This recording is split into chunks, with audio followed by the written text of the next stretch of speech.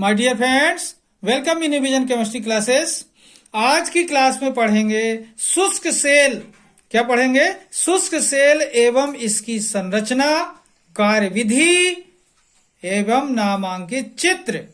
ठीक है, क्या क्या पढ़ेंगे? शुष्क सेल एवं इसकी संरचना, कार्यविधि एवं नामांकित चित्र के बारे में पढ़ेंगे। मतलब पूरी जानकारी शुष्क सेल की पढ़ेंगे। ओके, आज की क्लास में शुष्क सेल को शुरू से लेकर अंत तक इसकी पूरी जानकारी पढ़ेंगे। ओके, तो देखते हैं शुष्क सेल का डिटेल। इसके पहले आप लोग मेरे चैनल को सब्सक्राइब कर लें और देखते हैं शुष्क सेल के बारे में। शुष्क सेल क्या है, इसकी संरचना कैसी होती है, इसकी कार्यविधि कैसी होती है, इसका नामांकित चित्र किस तरीके से बनाया जाता है। ओके, तो देखते हैं इसका डिटेल। तो देखिए शुष्क सेल क्या है, शुष्क सेल क्या है इसके बारे में देखते हैं। शुष्क सेल क्या है? What is dry cell? Question ऐसा हो सकता है, व्हाट इज ड्राई सेल? शुष्क सेल क्या है? तो यहां पर देखिए इसके बारे में देखते हैं। यह एक प्राथमिक सेल है। ध्यान देना, सेल दो प्रकार के होते हैं, एक प्राथमिक सेल और दूसरा द्वितीयक cell, primary cell and secondary cell. तो देखिए यह एक प्राथमिक सेल है, इसे पुनः आवेशित नहीं किया जा सकता। ध्यान देंगे, मतलब प्राइमरी सेल है और इसे पुनः आवेशित मतलब इसे चार्ज नहीं कर सकते। जबकि द्वितीयक सेल होता है, जो सेकेंडरी सेल होता है, इसे पुनः आवेशित किया जा सकता है, चार्ज किया जा सकता है और उसका फिर से उपयोग कर सकते हैं। ओके, तो यहां पर देखें, यह एक प्राथमिक सेल है, इसे पुनः आवेशित नहीं किया जा सकता। इस सेल में जब तक रासायनिक ऊर्जा का परिवर्तन, ध्यान देंगे, इस सेल में जब तक रासायनिक ऊर्जा का परिवर्तन विद्युत ऊर्जा में, ध्यान देंगे किसमें? विद्युत ऊर्जा में होता है, तब तक इस सेल का उपयोग किया जा सकता है। शुष्क सेल एक विद्युत रासायनिक सेल है, यह भी ध्यान रखना। शुष्क सेल एक विद्युत रासायनिक सेल है। एक बार फिर से देखिए, शुष्क सेल क्या है? यह एक प्राथमिक सेल है, इसे पुनः आवेशित नहीं किया जा सकता। इस सेल में जब तक रासायनिक ऊर्जा का परिवर्तन विद्युत ऊर्जा में होता है, तब तक इस सेल का उपयोग किया जा सकता है। शुष्क सेल एक विद्युत रासायनिक सेल है। ओके, तो अब यहां पर यह समझ आया कि शुष्क सेल एक प्राथमिक सेल है। और प्राथमिक सेल क्यों बोलते हैं? क्योंकि इसे पुनः आवेशित नहीं कर सकते। जब तक इसमें रासायनिक ऊर्जा विद्युत ऊर्जा में परिवर्तित होती रहेगी, तब तक इसका उपयोग किया जा सकता है। इसके बाद दूसरा विद्युत रासायनिक सेल मतलब दूसरा शुष्क सेल का उपयोग किया जाता है। ठीक है, जबकि जो द्वितीयक सेल होता है, द्वितीयक सेल को पुनः आवेशित कर सकते हैं, दूसरी बार उसका उपयोग किया जा सकता है, तीसरी बार उपयोग कर सकते हैं। जब तक उसमें चार्ज की पुनः आवेशन की क्रिया होती रहेगी, तब तक वो काम करता है। ठीक है, तो इस तरीके से देखा कि शुष्क सेल क्या है। यह एक प्राथमिक सेल है, इसे पुनः आवेशित नहीं किया जा सकता। इस सेल में जब तक रासायनिक ऊर्जा का परिवर्तन विद्युत ऊर्जा में होता है, तब तक इस सेल का उपयोग किया जा सकता है। शुष्क सेल एक विद्युत रासायनिक सेल है। अब देखते हैं शुष्क सेल की संरचना। ओके, तो देखिए शुष्क सेल की संरचना देख रहे हैं। ठीक है, शुष्क सेल की संरचना। ठीक है, तो देखिए कैसा बना होता है, इसके बारे में देखते हैं। इस सेल में जिंक का, ध्यान देंगे, संरचना के बारे में बात कर रहे हैं, शुष्क सेल कैसा बनाया जाता है। तो देखिए इस सेल में जिंक का एक खोखला, ध्यान देंगे, खोखला आवरण होता है। इस सेल में जिंक का एक खोखला आवरण होता है, जिसके ऊपर अमोनियम क्लोराइड NH4Cl, क्या है, अमोनियम क्लोराइड के साथ ZnCl2 जिंक क्लोराइड का जल में बना पेस्ट लगा होता है। ध्यान देंगे, बर्तन किसका होगा? जिंक का, कैसा होगा, खोखला होगा, और उसके ऊपर अमोनियम क्लोराइड के साथ ZnCl2 का जल में बना पेस्ट लगा होता है। जिंक का यह बर्तन एनोड का कार्य करता है। ध्यान देंगे, जो जिंक का ये खोखला आवरण है किसका काम करता है, एनोड का कार्य करता है। तथा कैथोड के रूप में, ध्यान देंगे किसके रूप में, कैथोड के रूप में कार्बन की छड़ लगी होती है। कैथोड का काम कौन करता है, कार्बन की छड़, जिसके चारों तरफ MnO2 तथा कार्बन का काला पेस्ट भरा होता है। ध्यान देंगे, जिसके चारों तरफ MnO2 तथा कार्बन का काला पेस्ट भरा होता है। जिंक पात्र के ऊपर मोटे कागज का आवरण लगा होता है। ध्यान देंगे, जो जिंक का पात्र होता है उसके ऊपर कागज का क्या लगा दिया जाता है, एक आवरण, उसको सुरक्षित रखने के लिए क्या लगा दिया जाता है, मोटे कागज का आवरण लगा दिया जाता है, मोटा कागज से कवर कर दिया जाता है। ठीक है, तो एक बार फिर से देखें, इस सेल में जिंक का एक खोखला आवरण होता है जिसके ऊपर NH4Cl के साथ ZnCl2 का जल में बना पेस्ट लगा होता है।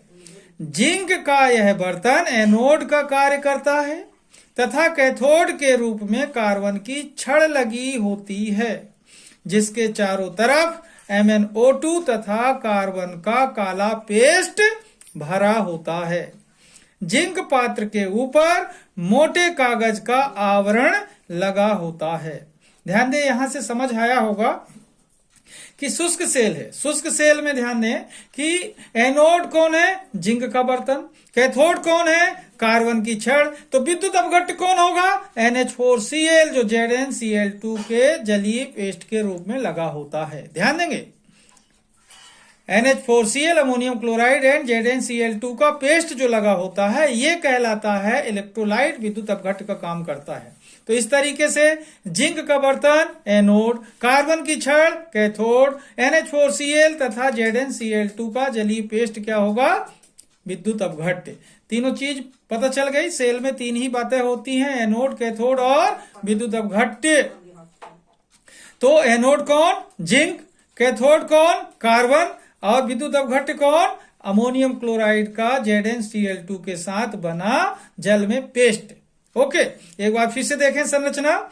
इस सेल में जिंक का एक खोखला आवरण होता है जिसके ऊपर अमोनियम क्लोराइड के साथ ZnCl2 का जल में बना पेस्ट लगा होता है। जिंक का यह बर्तन एनोड का कार्य करता है तथा कैथोड के रूप में कार्बन की छड़ लगी होती है, जिसके चारों तरफ MnO2 तथा कार्बन का काला पेस्ट भरा होता है। जिंक पात्र के ऊपर मोटे कागज का आवरण लगा होता है। ध्यान दें एक चीज और, लीक प्रूफ जो शुष्क सेल होते हैं उसके ऊपर स्टील या आयरन का कवर लगा होता है, स्टील या आयरन की परत चढ़ी होती है। ओके, तो ध्यान रखेंगे, जो लीक प्रूफ सेल होंगे उसके ऊपर आयरन या स्टील का कवर लगा होता है, आवरण लगा होता है। ओके, तो अब देखते हैं शुष्क सेल में होने वाली रासायनिक अभिक्रिया, इसकी कार्यविधि। ओके, तो देखिए कार्यविधि देखते हैं शुष्क सेल की कार्यविधि। ठीक है, कार्यविधि शुष्क सेल की देख रहे हैं। तो देखिए, इस सेल में जिंक का बर्तन एनोड का कार्य करता है तथा इस पर ऑक्सीकरण अभिक्रिया होती है तथा कैथोड पर MnO2 का अपचयन Mn2O3 में हो जाता है। ध्यान देंगे, कैथोड पर MnO2 का रिडक्शन होता है, किसमें, Mn2O3 में हो जाता है तथा Zn+2 आयन विद्युत अपघट्य में विलय हो जाता है। ध्यान देंगे, ये बातें होती हैं। इस सेल में जिंक का बर्तन एनोड का कार्य करता है और इस पर ऑक्सीकरण अभिक्रिया होती है। कैथोड पर MnO2 का अपचयन Mn2O3 में हो जाता है और Zn2 प्लस आयन जो एनोड पर बनता है वह विद्युत अपघट्य में विलय हो जाता है, घुल जाता है। ओके, तो इस तरीके से देखा जिंक का बर्तन एनोड का काम करता है, इस पर ऑक्सीकरण अभिक्रिया होती है। कैथोड पर MnO2 का अपचयन Mn2O3 में हो जाता है और एनोड पर बना Zn2 प्लस आयन विद्युत अपघट्य में विलय हो जाता है। ओके, तो देखते हैं अब रासायनिक अभिक्रिया। ओके, तो देखिए शुष्क सेल में कैसे होती है रासायनिक अभिक्रिया। तो देखिए सबसे पहले देखते हैं एनोड पर क्रिया। यहां पर देखें एनोड का काम जिंक का बर्तन करता है, तो जिंक में ऑक्सीकरण होता है। क्या होता है? ऑक्सीकरण। तो जिंक क्या करता है? Zn2 प्लस आयन में परिवर्तित हो जाता है 2 इलेक्ट्रॉन त्याग कर। ठीक है, तो ये क्या हुआ? ऑक्सीकरण। जिंक का क्या हो गया? ऑक्सीकरण Zn2 प्लस आयन के रूप में। फिर कैथोड पर क्रिया जो होती है, तो कैथोड पर कौन? MnO2। यहां पर देखेंगे मैग्नीज में +4 चार्ज होता है। कितनी ऑक्सीडेशन स्टेट होती है? +4। तो यहां पर देखना ये Mn2O3 में परिवर्तित हो जाता है, यहां पर +3 ऑक्सीडेशन स्टेट हो जाती है, मतलब अपचयन हो जाता है इसका, और इसके 2 हाइड्रोजन वाटर बना लेते हैं। अमोनियम आयन है ये, NH4Cl से आया है ये अमोनियम आयन। तो ये NH3 में बदल जाता है और 2 हाइड्रोजन जो निकलते हैं वो क्या बना लेते हैं? वाटर बना लेते हैं। ठीक है, अब यहां पर देखें इस तरीके से देखा एनोड पर क्रिया होती है तो Zn2 प्लस आयन में चला जाता है, ऑक्सीकरण अभिक्रिया होती है। और कैथोड पर MnO2 plus NH4 plus 2 electron, तो क्या बनता है? Mn2O3 2NH3 plus water. अब देखें इस रिएक्शन का टोटल देखा जाए, अगर सम किया जाए कि रिएक्शन होती पूरी इस सेल में, पूरी रिएक्शन जो होती है एक साथ कैसे होगी। यहां पर देखें सबसे पहले इस तरफ का इलेक्ट्रॉन इस तरफ के इलेक्ट्रॉन से कैंसिल। अब जो बचा उसको देखिए, यहां बचा Zn और यहां बचा 2MnO2 and 2NH4 plus.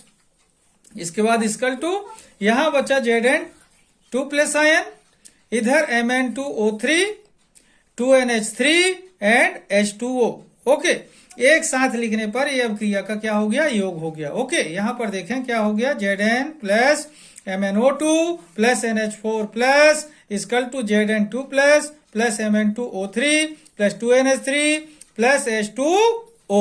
Okay, इस तरीके से इसमें होती है रासायनिक अभिक्रिया। तो एनोड पर क्रिया कौन कर रहा है? जिंक, जो Zn2 प्लस आयन में बदलता है ऑक्सीकरण अभिक्रिया।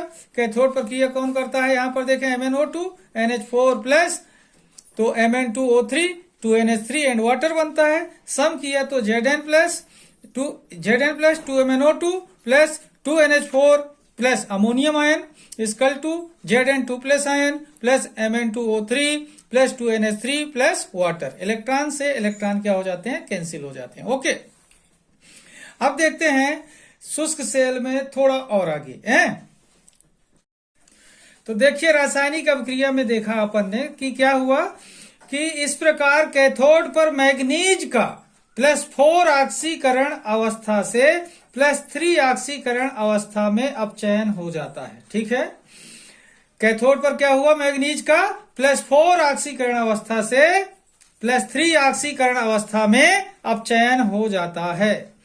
और एनोड पर बना Zn प्लस 2 आयन अमोनिया से क्रिया कर संकुल आयन बना लेता है, जिससे सेल का दाब नहीं बढ़ता। अब यहां रिएक्शन देखें, Zn plus 2 ion plus ammonia 4 time लिया तो इक्वल टू क्या बना? Zn NH3 प्लस 2 संकुल आयन है ये। जिंक का क्या है? ये जिंक का संकुल आयन। एक बार फिर से समझिए, इस प्रकार कैथोड पर मैग्नीज का +4 ऑक्सीकरण अवस्था से +3 ऑक्सीकरण अवस्था में अपचयन हो जाता है। एनोड पर बना Zn प्लस 2 आयन अमोनिया से क्रिया कर संकुल आयन बना लेता है, जिससे सेल का दाब नहीं बढ़ता। अभिक्रिया देख सकते हैं, Zn plus 2 ion plus 4 time ammonia equal to complex ion बना Zn NH3 plus 2 charge. Okay, अब देखते हैं शुष्क सेल का डायग्राम देखते हैं। ओके, अब देखिए शुष्क सेल का नामांकित चित्र देखते हैं। यहां पर देखें, सबसे पहले यहां पर देखें कि ये जो ब्लू कलर की लाइन से ये बॉक्स बना हुआ है, ये एक खोखला आवरण है। ये जो ब्लू कलर का बॉक्स बना हुआ है, ये खोखला आवरण है जिंक का। तो जिंक का पात्र यानी जिंक का बर्तन है ये।